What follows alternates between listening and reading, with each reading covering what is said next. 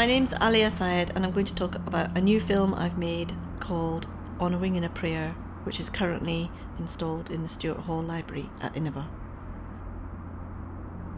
In August 2015, Abdul Rahman Haroun walked the entire length of the Channel Tunnel. When he arrived at the British side, he was arrested by immigration police. The film is a response to this man's journey.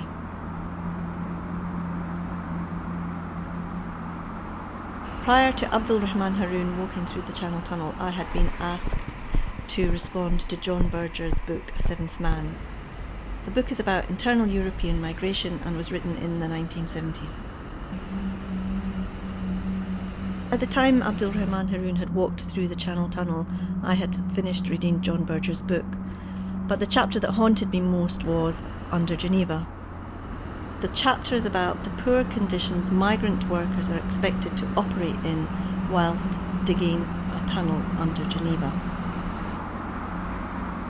Having finished the book, Abdul Rahman Haroun walked through the tunnel, and I suddenly felt that this was probably the most appropriate way of responding not only to the book, but also to this man's journey.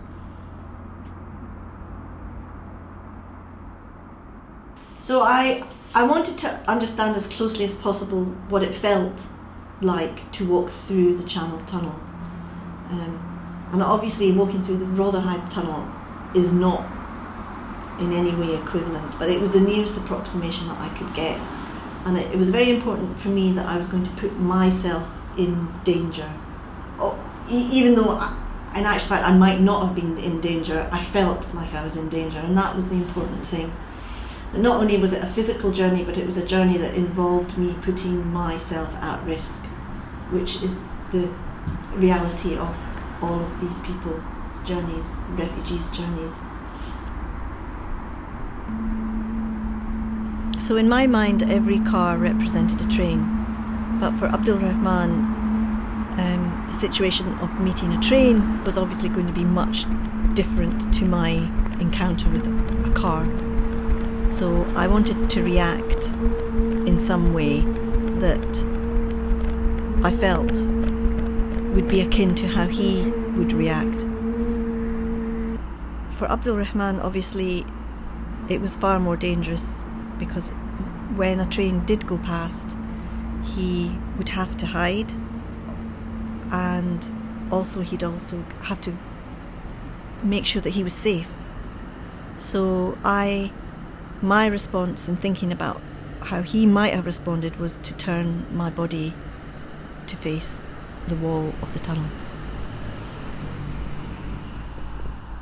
My experience of walking through the tunnel was quite scary. It was quite difficult, and I found it quite claustrophobic.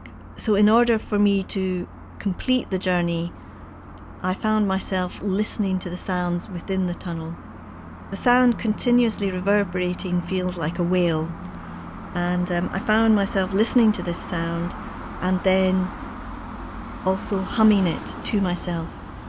And when I started to hum the sound to myself, I found that my journey became a lot easier. So the Rotherhithe Tunnel is not only full of reverberating sounds, but also it's full of the gas of all of the cars.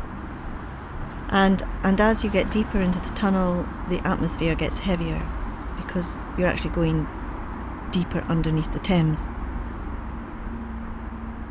So the heaviest point is in the middle of the tunnel, and you still know that you've got to get to the other side. So for me to get to the other side, that's the end of my journey. But for Abdul Rahman, by the time he gets to the other end of the tunnel, he is going to be arrested, and then he's going to be put in another even more constricted space, and a space and a time where there is no end, because he doesn't know, or at that point he wouldn't have known when he was going to be released, or if he was going to be released from prison.